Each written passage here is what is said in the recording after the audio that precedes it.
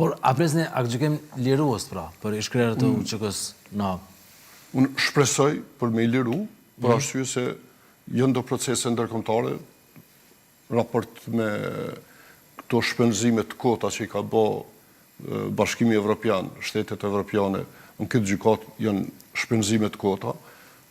Politika amerikane është ma pragmatike, ma praktike, që ka mundësi me ndiku seriozisht që forcat demokratike me fitue mbrana shtetet evropiane.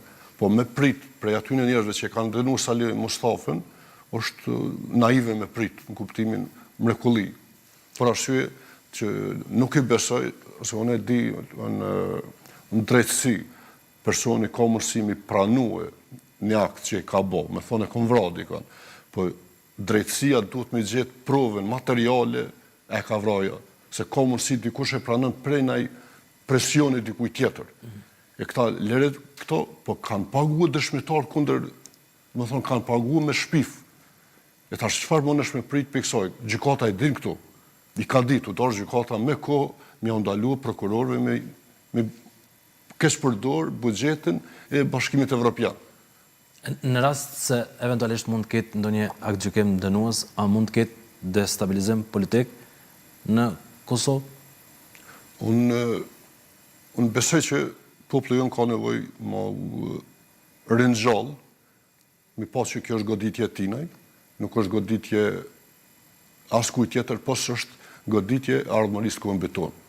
Se dënimi i 4-shës është dënim i UÇK-s, është dënim i luftës lirimtare, është dënim i pavarësisë të Kosovës. Legjitimim i shtetit serb, i krimeve serbe që i ka bën Kosovë. E legjitimon krimin e organizuar të shtetit serb. E legjitimon që ka të drejtë dikush me pushtua dikën. Kosova ka qenë pushtune, ka pas krim, ka pas gjenocid kundër shqiptarëve, kundër tokave shqiptare.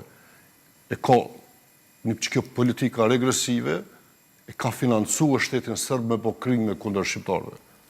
E tash ajo njet e humbse, e tash është luftë mes forcave progresive mbrana Evropës e forcave regresive që kanë investuar në shtetin serb. Por kemi parë edhe arsëtimet që ka dhënë speciale, duke thënë që nuk po gjykohet UÇK-ja, Ushtria Qëllimtare e Kosovës, por po gjykohen individ të UÇK-s. Kjo është lojë llafësh, nëse provë konkrete për Jakub Krasniqi nuk ka, që i ka dhënë shuplak dikuj, që i ka urdhënuar dikën me bëni veprim kundër dikujna, pse mohet? Po mohet se ka qenë zëdhënës i UÇK-s. Është mohet